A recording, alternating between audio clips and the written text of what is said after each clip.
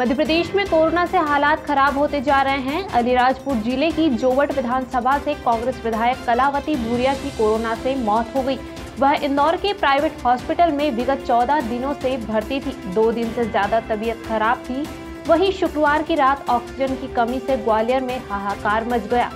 2 मरीजों की मौत हो गई। उत्तराखंड में चमोली जनपद के जोशीमठ में ग्लेशियर टूटने के बाद सेना का रेस्क्यू ऑपरेशन जारी है। ग्लेशियर टूटकर मलारी सुमना सड़क पर गिर गया था। इस सड़क पर कंस्ट्रक्शन का काम चल रहा था। सेना के मुताबिक अब तक 2 शव बरामद किए जा चुके हैं और 291 लोगों को सुरक्षित बचाया जा चुका है।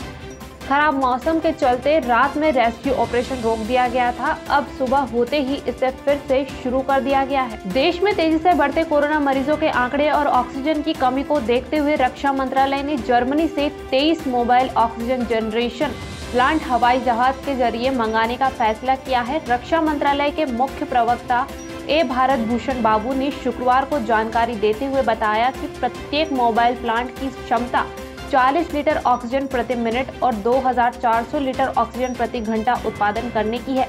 इन प्लांट की स्थापना कोविड-19 के मरीजों का इलाज करने वाले आर्म्ड फोर्स मेडिकल सर्विस के अस्पतालों में की जाएगी। सोशल मीडिया पर एक मैसेज बहुत तेजी से वायरल हो रहा है, जिसमें दावा किया जा रहा है कि बॉलीवुड के दिग्गज संगीतकार श्रवण कुमार राठौर की डेड बॉडी देने से मुंबई के रहेजा हॉस्पिटल ने इनकार कर दिया है और उनके परिवार पर 10 लाख रुपए का बिल जमा करने के लिए दबाव बनाया जा रहा है। उत्तर प्रदेश में कोरोना वायरस का संक्रमण कहर मचा रहा है। प्रदेश में शुक्रवार को बीजेपी के 2 विधायकों समेत रिकॉर्ड 196 लोगों की मौत हो गई। वहीं कोरोना के रिकॉर्ड 37,000 से ज्यादा नए केस सामने आए। राजधानी लखनऊ में पश्चिम क्षेत्र के बीजेपी विधायक सुरेश चंद्र श्रीवास्तव का शुक्रवार देर शाम निधन हो गया। वहीं कुछ समय पहले ही औरैया के बीजेपी विधायक रमेश दिवाकर ने भी कोरोना महामारी के चलते दम तोड़ दिया। असम में दूसरे राज्य से आने वाली फ्लाइट्स के यात्रियों का असम पहुंचने पर कोविड-19 टेस्ट किया जा रहा है। राज्य सरकार यात्रियों की फ्लाइट में चढ़ने से पहले ही दूसरे राज्यों की कोविड टेस्ट रिपोर्ट को नहीं मान रही है।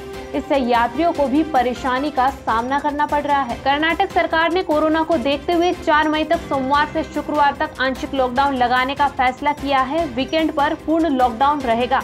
प्रशासन ने सख्ती से नियमों का पालन कराने के लिए कमर कस ली है। गुरुवार को सभी गैर जरूरी वस्तुओं की दुकानों को बंद कराया गया। बिहार में कोरोना संक्रमण के बढ़ते मामले अब लोगों को डराने लगे हैं। इस बीच राज्य में कोरोना संक्रमितों की बढ़ती संख्या के कारण रिकवरी रेट में लगातार गिरावट दर्ज की जा रही है। स्वास्थ्य विभाग के आंकड़ों पर गौर करें तो राज्य में मार्च महीने के मध्य में रिकवरी रेट का प्रतिशत जहां 99% करीब था, वहीं अब यह रेट लुढ़क कर 80% के करीब पहुंच गया है। यानी 1 महीने में रिकवरी रेट करीब 19% नीचे गिर गया है। मध्य प्रदेश में ऑक्सीजन की कमी से मौतों का सिलसिला रुक नहीं रहा है। जबलपुर में 8 दिन में दूसरी बार गुरुवार रात 5 कोविड मरीजों की मौत हो गई। जबलपुर के गैलेक्सी हॉस्पिटल में आधी रात ऑक्सीजन सप्लाई खत्म होने से 5 मरीजों की मौत हो गई। मरीजों की मौत पर हंगामा खड़ा हो गया। लोगों का गुस्सा देख डॉक्टर नर्स अस्पताल छोड़कर भागे। पिछले 16 दिनों में मध्य प्रदेश में 61 मौतें ऑक्सीजन की कमी से हुई है। सोशल मीडिया पर दमोह लोकसभा क्षेत्र के सांसद और केंद्रीय मंत्री प्रहलाद पटेल का वीडियो जमकर वायरल हो रहा है। वीडियो में केंद्रीय मंत्री पटेल से एक युवक ऑक्सीजन सिलेंडर की व्यवस्था कराने की बात कह रहा है। इस पर मंत्री ने युवक से कहा, पहले भाषा ठीक करो, ऐसा बोलोगे तो 2 थप्पड़ खाओगे। एमपी के मंत्री गोपाल भार्गव की दरियादिली। कोविड सेंटर के लिए डॉक्टर की वैकेंसी निकाली, अपनी जेब से देंगे 2 लाख रुपए सैलरी। दरअसल कोरोना के चलते मध्य प्रदेश के अस्पतालों में स्टाफ की कमी होने लगी है। प्रदेश सरकार के मंत्री ने अपने क्षेत्र गड़ाकोटा में कोविड सेंटर के लिए विशेषज्ञ डॉक्टर के लिए वैकेंसी निकाली है, जिनकी सैलरी वह अपनी जेब से देंगे। इंदौर के पूर्व सांसद महाजन को बुखार की शिकायत के बाद स्थानीय बॉम्बे अस्पताल में भर्ती कराया गया। गुरुवार को उनकी कोरोना रिपोर्ट नेगेटिव आई। उन्हें मामूली बुखार है, लेकिन सोशल मीडिया पर भी अफवाहों का दौर चला। कांग्रेस नेता शशि थरूर ने भी ट्वीट करके डिलीट किया। वहीं सुमित्रा महाजन के छोटे बेटे मंदार महाजन ने बताया कि मेरी मां पूरी तरीके से स्वस्थ है। सोशल मीडिया पर चल रही खबर पूरी तरीके से गलत है। इस मामले में सुमित्रा महाजन ने जाहिर की नाराजगी। निधन की खबरों पर नाराजगी जाहिर करते हुए सुमित्रा महाजन ने कहा कि आखिर न्यूज चैनल इंदौर प्रशासन से पूछे बगैर कैसे मेरे कथित निधन की खबर चला सकते हैं। मेरे भतीजे ने ट्वीट पर राशि थरूर की बात का खंडन किया, लेकिन ऐसा लिखने की जल्दी क्या थी। प्रधानमंत्री नरेंद्र मोदी ने देश में कोरोना के कोहराम और ऑक्सीजन संकट के बीच दम तोड़ते मरीजों के हित में 11 राज्यों और केंद्र शासित प्रदेशों के मुख्यमंत्रियों के साथ चर्चा की। इस दौरान पीएम मोदी ने कहा कि अगर हम एक राष्ट्र की भावना से काम करेंगे तो संसाधनों की कोई कमी नहीं होगी।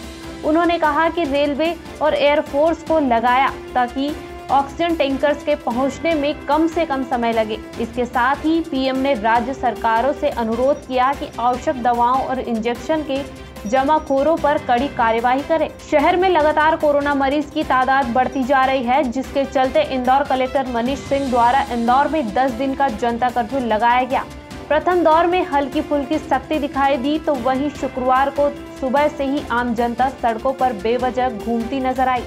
शहर की आम जनता प्रशासन की गाइडलाइन की धज्जियां उड़ाते दिखाई दी।